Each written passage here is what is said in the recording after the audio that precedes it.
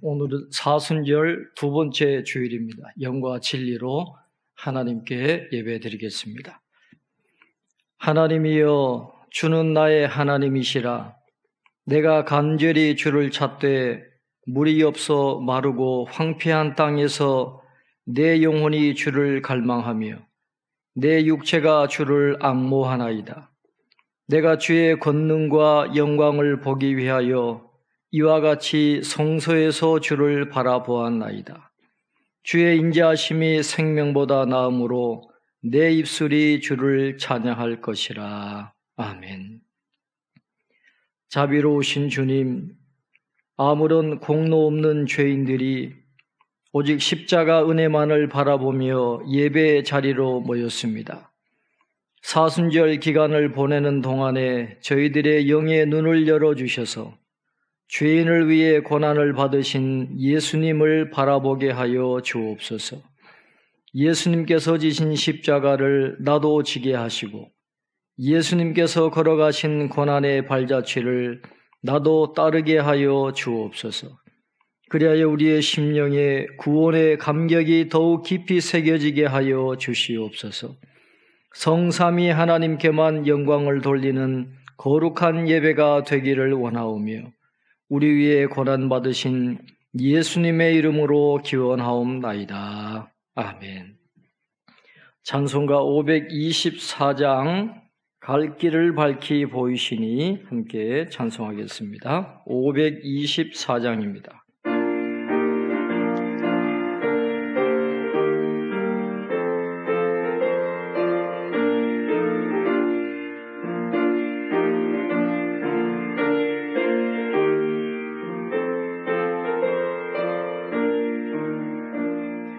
갈 길을 밝히 보이시니 주 앞에 빨리 나갑시다.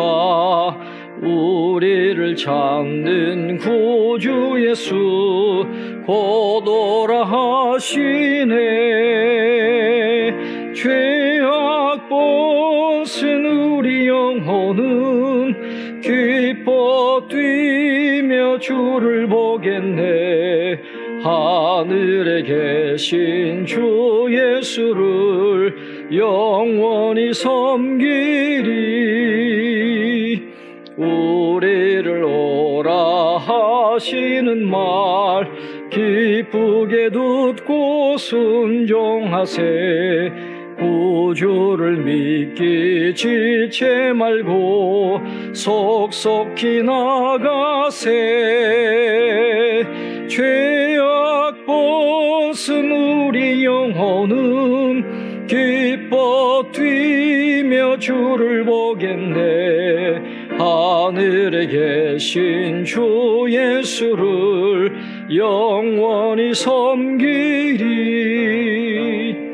주 오늘 여기 계시오니 다 와서 주의 말씀 드세. 듣기도 하며 생각하니 참 진리시로다.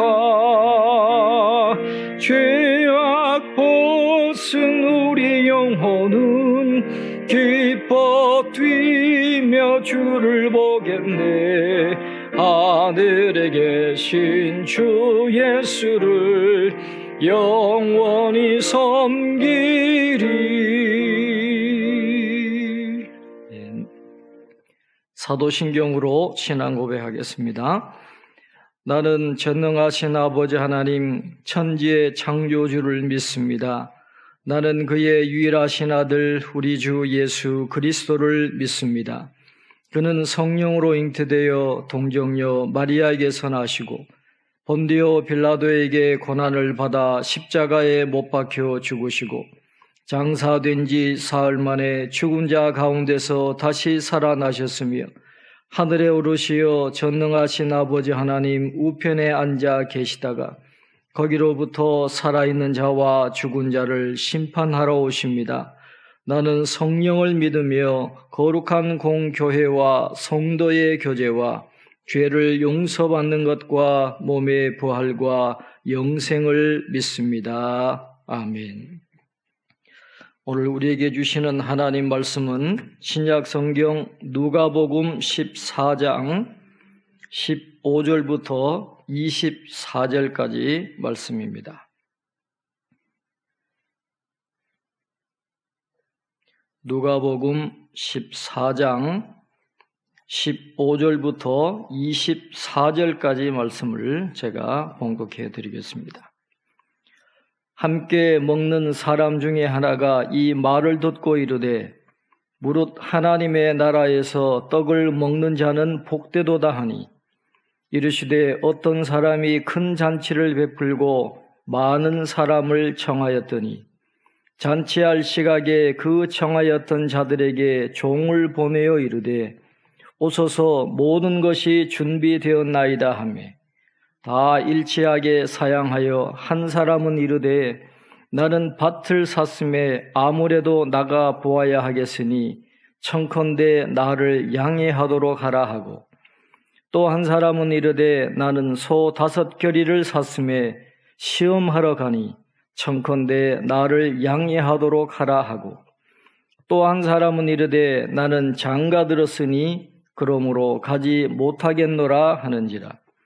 종이 돌아와 주인에게 그대로 고하니 이에 집 주인이 노하여 그 종에게 이르되 빨리 시내의 거리와 골목으로 나가서 가난한 자들과 몸 불편한 자들과 맹인들과 저는 자들을 데려오라 하니라.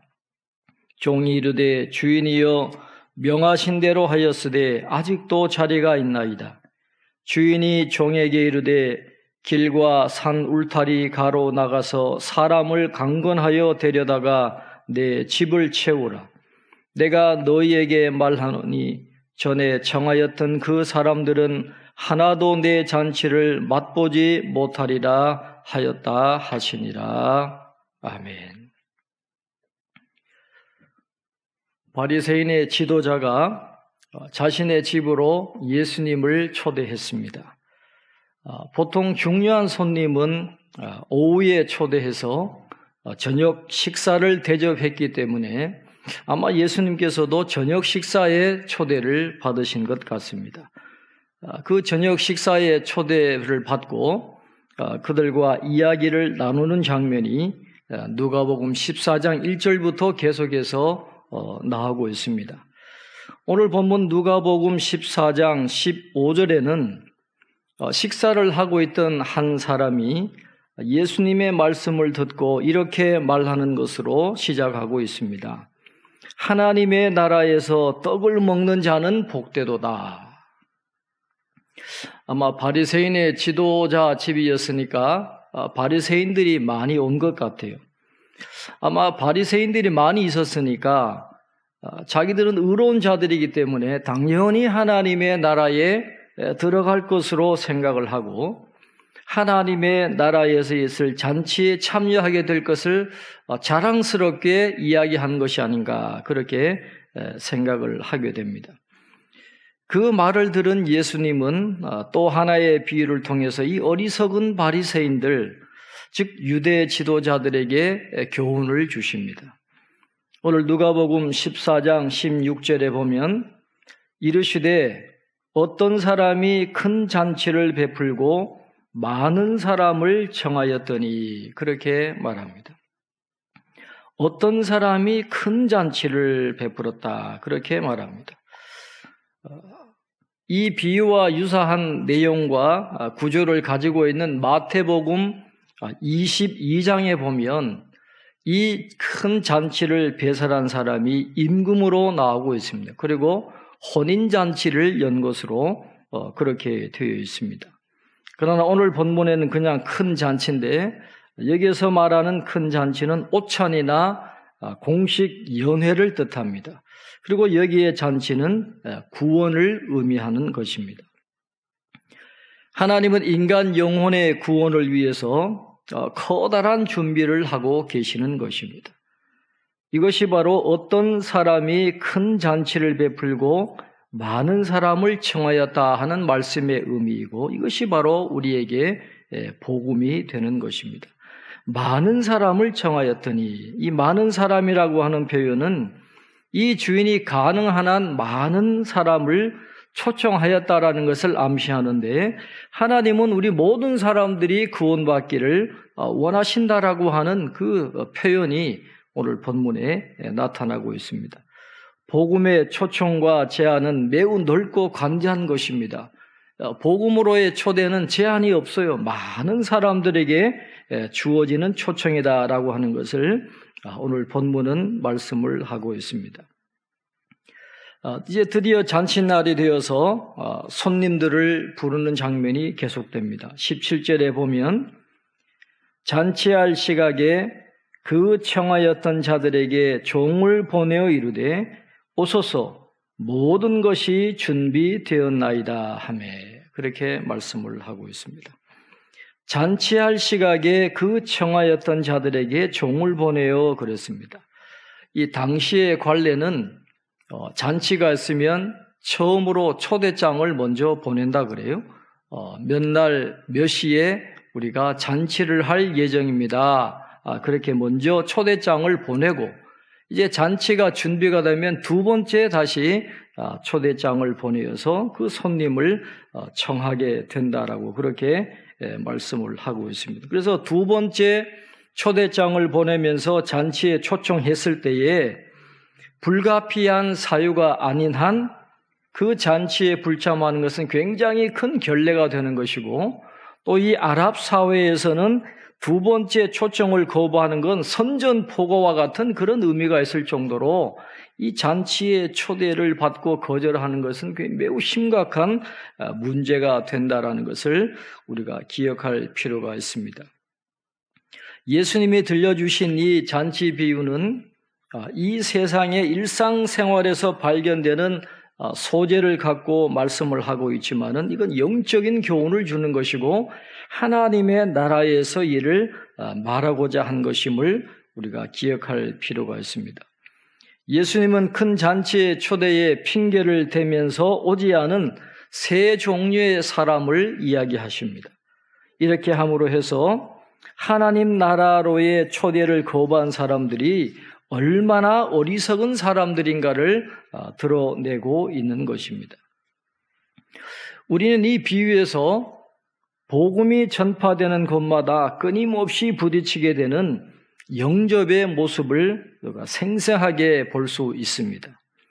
지금도 여전히 수많은 사람들이 이 비유에서 묘사되고 있는 행동들을 반복하고 있습니다. 우리가 기억해야 할 것은 공공연하게 방탕하고 타락한 사람들뿐만이 아니라 그 자체로는 잘못이 없어 보이는 일들에 지나친 관심을 기울이는 사람들도 결과적으로는 하나님의 초청을 거절하고 그리스도께 나오지 않기 때문에 죽어가고 있다는 것을 우리가 기억할 필요가 있습니다. 잔치 초대를 거절하는 그 사람들의 변명은 나름대로 가치는 있습니다. 그러나 하나하나 내용을 따져보면 그렇게 시급한 것이 아니었다라고 하는 것을 우리는 알 수 있습니다. 자, 그 사람들이 어떤 핑계를 댔습니까? 누가복음 14장 18절에 보면 다 일치하게 사양하여 한 사람은 이르되 나는 밭을 샀음에 아무래도 나가 보아야 하겠으니 청컨대 나를 양해하도록 하라 하고 그렇게 말씀합니다. 첫 번째 이 사람은 나는 밭을 샀음에 아무래도 나가 보아야 하겠으니 청컨대 나를 양해하도록 하라 그렇게 말씀을 합니다.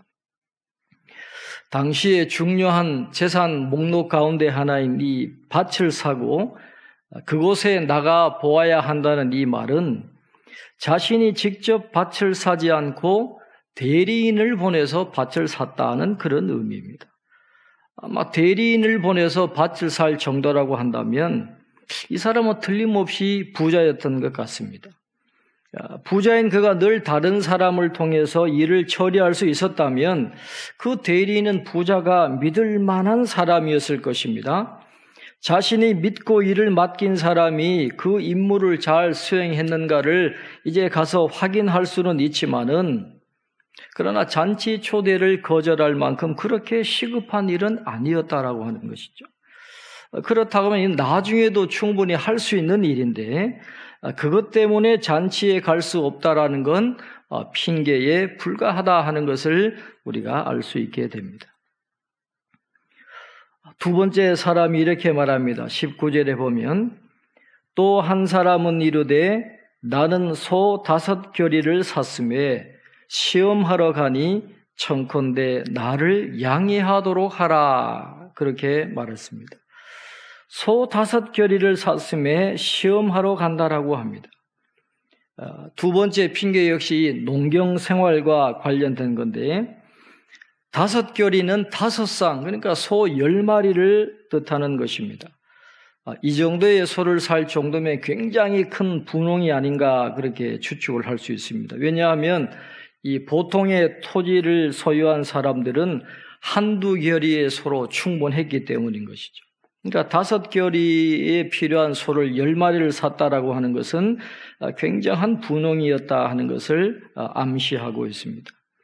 또 시험하다라고 하는 이 말은 테스트 해본다, 검사하는 그런 말인데 이것이 잘 납득이 가지를 않는 것이죠. 왜냐하면 소를 살 때에는 미리 소가 일을 할 수 있는지 없는지 먼저 시험해 보고 사는 것이 정확한 순서이기 때문에 그렇습니다. 혹 불가피하게 소를 먼저 사게 되었다 할지라도 그 소를 시험해 보는 것이 그렇게 약속된 잔치에 가지 않을 정도로 급한 일은 아니었다라고 하는 것을 생각해 보면 이 두 번째 이유 역시 하나의 핑계요 구실에 불과하다 하는 것을 우리가 알 수 있게 됩니다. 마지막 세 번째 사람은 이렇게 이야기합니다. 20절에 보면 또 한 사람은 이르되 나는 장가 들었으니 그러므로 가지 못하겠노라 하는지라. 나는 장가 들었다는 거예요. 아마 최근에 결혼한 사람인 것 같습니다. 모세 율법에 의하면 이 결혼한 남자는 1년간 전쟁터에 나가는 것이 면제되었습니다. 그러나 생사가 걸린 이 전쟁터에 나가는 것하고 이 잔치석상에 참여하는 것은 전혀 별개의 문제라고 할 수가 있는데 그는 단지 이 신혼의 재미를 깨트릴 수 없다는 그 하찮은 이유 때문에 그 주인의 정중한 초대를 이런지하에 거절하고 있는 그런 모습을 보여주고 있습니다. 그런데 우리가 눈여겨보아야 할 것은 이 초청을 거절하는 사람들의 태도를 한번 살펴보아야 합니다. 이 대답하는 사람들의 태도가 가면 갈수록 점점 더 무례해져 가는 것을 볼 수가 있습니다. 첫 번째 사람은 비록 납득할 수 없는 사유를 제시하기는 하지만은 불갑을 나를 용서하도록 하라 하는 이 예의를 좀 갖추고 정중하게 사양하는 그런 모습을 보여주고 있습니다. 두 번째 사람은 약간 퉁명스럽게 자신의 불참 사유를 단순히 통보하면서 용서를 구하고 있는 반면에 세 번째 사람은 전혀 미안한 마음이 없습니다. 전혀 사과의 뜻도 표시하지 않고 그냥 일방적으로 불참을 통고하는 모습이 나옵니다. 그냥 가지 못하겠노라 이런지하에 거절하는 그런 일방적인 통보를 보여주고 있는데 이것은 하나님의 구원애로의 초대에 대한 인간의 태도가 점점 더 완악해져 가는 것을 보여주고 있는 것입니다. 이러한 현상은 앞으로 더 심화될 것입니다. 점점 더 이 복음에 대한 반응이 냉담해질 것이고 오늘 세 번째와 같은 그런 반응이 점점 더 많이 나타나게 될 것입니다. 그들의 태도도 문제지만은 그들이 말한 그 참석할 수 없는 이유들을 여러분 한번 곰곰이 생각해 보시기를 바랍니다. 그런 일들은 우리가 사는 날 동안에 쉬지 않고 일어날 일들입니다. 우리가 살아가는 동안에 결혼할 일이 있고 또 사고 팔고 하는 일이 있고 또 일을 해야 되는 일상적으로 해야 되는 일입니다. 우리가 이 땅에 있는 동안에 늘 해야 되는 일이라고 한다면 평생 가도 잔치에 참여할 수 없게 된다라고 하는 것이죠. 다시 말씀드리면 그들이 말한 참석할 수 없는 이유들은 곧 마음의 문제라고 할 수가 있습니다. 결국은 잔치에 참여하고 싶은 마음이 없기 때문에 초청을 거절한 것이다. 그렇게 결론을 내릴 수가 있는 것입니다. 그 대답을 들은 주인은 화가 났습니다. 그래서 종을 보내어서 시내 거리와 골목에 있는 가난한 자들과 몸 불편한 자들과 맹인들과 저는 자들을 데려오라, 그렇게 명령을 합니다. 21절에 보면 종이 돌아와 주인에게 그대로 고하니 이에 집 주인이 노하여 그 종에게 이르되 빨리 시내 거리와 골목으로 나가서 가난한 자들과 몸 불편한 자들과 맹인들과 저는 자들을 데려오라, 그렇게 명령을 하고 있습니다. 집 주인이 노하여 그렇게 말씀합니다. 마태복음에 의하면 이 상황은 마치 전쟁을 방불하게 합니다. 초청을 거절한 자들이 종들을 잡아 모욕하고 죽였다 그렇습니다. 그러자 임금이 노하여서 군대를 보내가지고 살인한 자들을 진멸하고 그 동네를 불살라버렸다, 그렇게 말씀을 합니다. 이것은 하나님의 은혜로운 초대를 거부하는 자들에게 닥칠 비극이 얼마나 심각한 것인가를 말씀을 해주고 있는 것입니다. 그래서 주인이 가난한 자들과 몸 불편한 자들과 맹인들과 저는 자들을 데려오라, 그렇게 말했는데, 여기에 나오는 네 부류의 사람들은 인간적으로는 멸시를 당하고 경제적으로는 아무런 능력도 갖지 못한 세상에서 버려진 사회에서 소외된 그런 존재들입니다. 이 사람들은 돈이 없어서 말이나 소를 살 수가 없습니다. 장가갈 형편도 되지 않습니다. 잔치에 초대받을 수 없는 그런 연약한 자들입니다. 그러나 궁극적으로 이 사람들이 잔치에 참여하게 된다라고 하는 것입니다. 오늘 본문 앞에 나오는 누가복음 14장 13절에 예수님께서 무엇이라고 말씀하고 계십니까? 너희들에게 갚을 수 없는 사람들을 잔치에 초대하라, 그렇게 말씀하셨잖아요.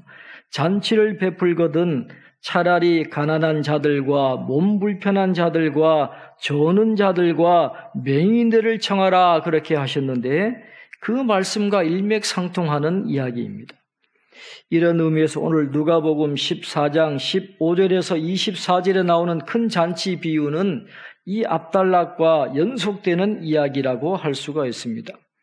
다시 말해서 전체적인 내용은 유대인과 이방인 사이에, 또 유대교 지도자들과 죄인들 사이에 있게 될 종말론적인 반전의 주제를 오늘 이야기가 담고 있다는 것입니다.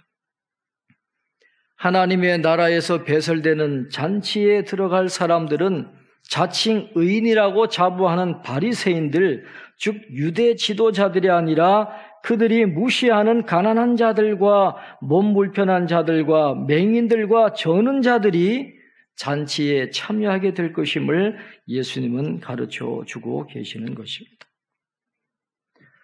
오늘 본문에서 우리가 기억해야 할 것은 예수님이 말씀하신 그 잔치가 제한적이고 시간이 정해져 있다라고 하는 것입니다. 언제든지 내가 원하는 날에 들어갈 수 있는 그런 잔치가 아니었다라고 하는 것입니다. 하나님의 역사는 초청의 역사입니다. 창세기로부터 요한계시록의 세상 끝날까지 성경 전체가 하나님께서 사람들을 초청하는 소리로 가득 차 있습니다. 하나님의 초청에 응할 것인가 응하지 않을 것인가는 각자가 결정해야 합니다. 그러나 잊어버리면 안 되는 것이 잔치를 준비하고 초대하시는 분이 우리 인생의 영혼까지도 결정하실 수 있는 분이라는 사실을 우리는 기억해야 하는 것입니다. 오늘 말씀을 통해서 우리는 삶의 우선권을 어디에 두고 살아야 하는지를 생각해 보아야 합니다.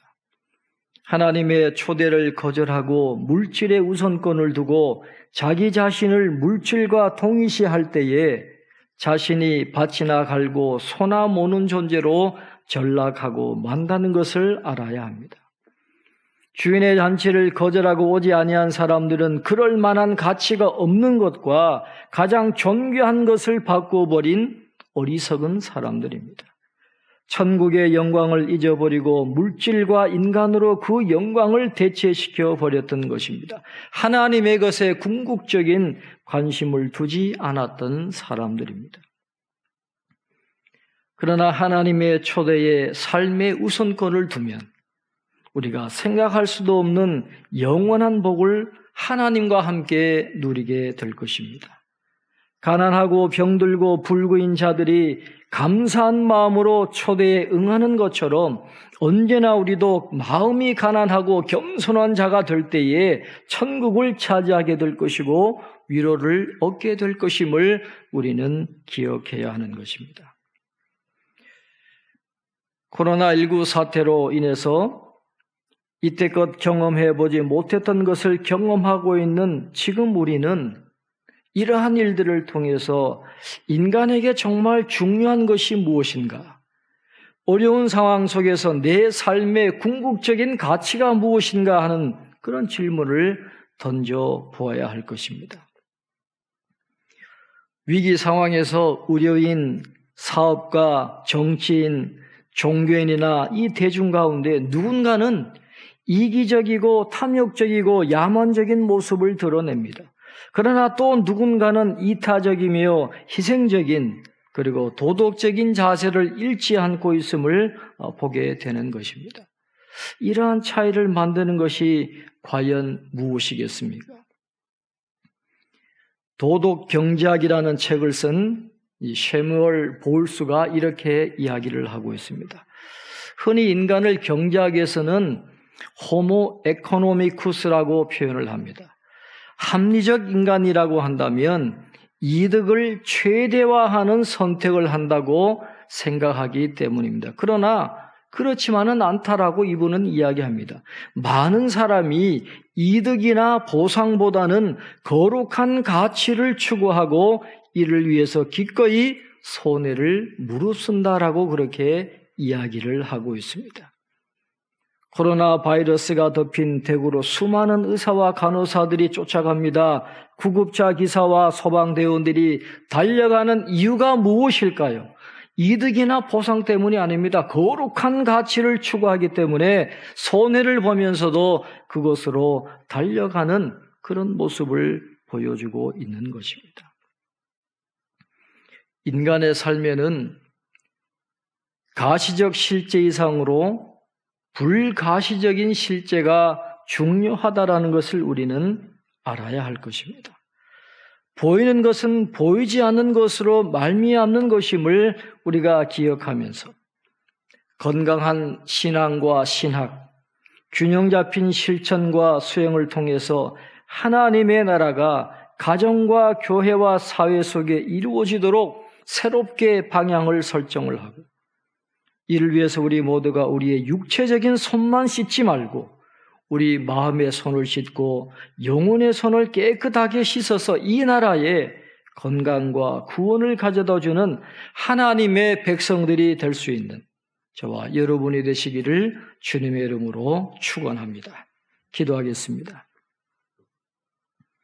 하나님 아버지, 어려움 중에 있는 이 땅을 불쌍히 여겨 주시옵소서. 하나님의 공의가 하늘에서 하강하고 하나님의 긍휼이 이 땅에서 솟아나 고통당하는 이 땅이 치유되고 회복되는 날이 속히 올 수 있도록 도와주시옵소서. 하나님의 치유의 거대한 손길이 구석구석에서 서서히 일어나 이 질병의 광풍이 잠잠해지게 하여 주옵소서. 병원마다 회복의 기쁨이 있게 하시고 교회마다 하나님을 향한 예배와 기도가 회복되게 도와주시옵소서. 오늘 모두 우리에게 주시는 말씀을 기억하며 예수님의 십자가 사랑과 은혜의 부르심에 겸손히 응답하며 회개하는 자가 되어 하나님 나라의 큰 잔치를 맛볼 수 있게 하시고 시급하지도 않은 일들을 핑계대며 예배와 공동체 모임을 등한시했던 우리들의 죄를 용서하여 주시옵소서. 오늘 드리는 모든 예물을 받아주시고 이 땅이 다시 일어나는 일에 귀하게 쓰여지게 하여 주시옵소서.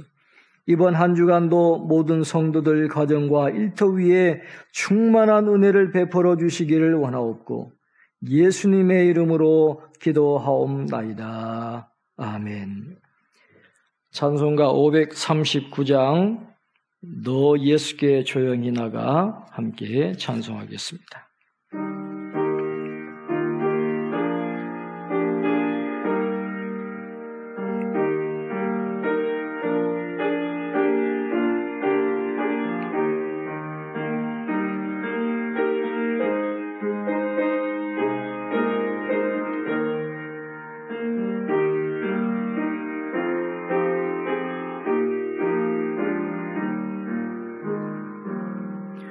너 예수께 조용히 나가 내 모든 짐 내려놓고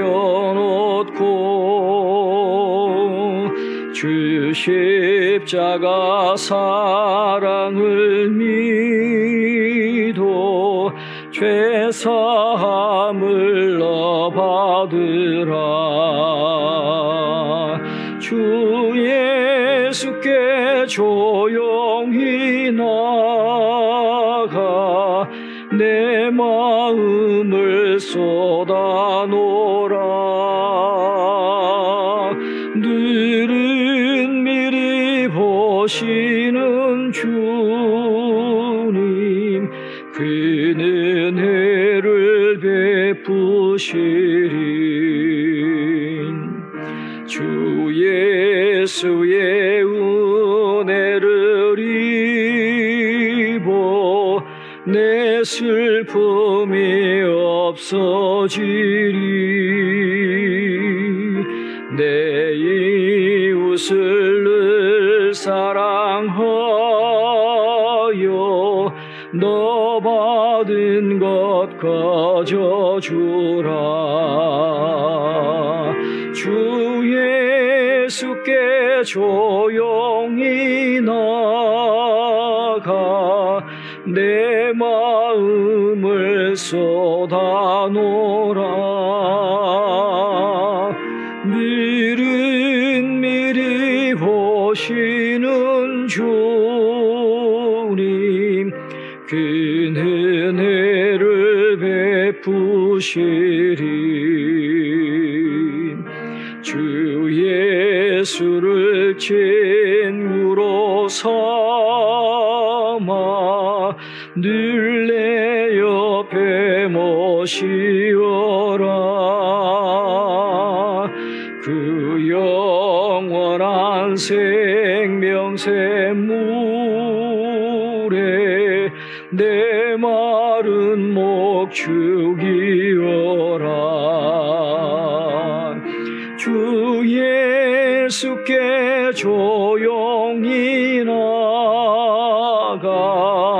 내 마음을 쏟아놓으라. 늘은 미리 보시는 주님 그 은혜를 베푸시리. 너 주님과 사귀어 살면 새 생명이 넘치리라. 주 예수를 잡는 이 앞에 참 밝은 빛 비추어라. 주 예수께 조용히 나가 내 마음을 쏟아놓으라. 늘은 미리 보시는 주님 그 은혜를 베푸시리.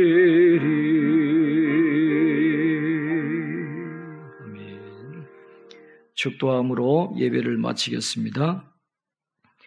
이제는 우리 주 예수 그리스도의 은혜와 하나님 아버지의 극진하신 사랑하심과 성령의 감화, 감동, 교통, 충만하심이 하나님의 나라의 우선권을 두고 이제 하나님의 나라를 위하여 살아가기를 원하는 사랑하는 모든 성도님들 머리머리 위에 지금부터 영원토록 함께 하옵시기를 간절히 축원하옵나이다. 아멘.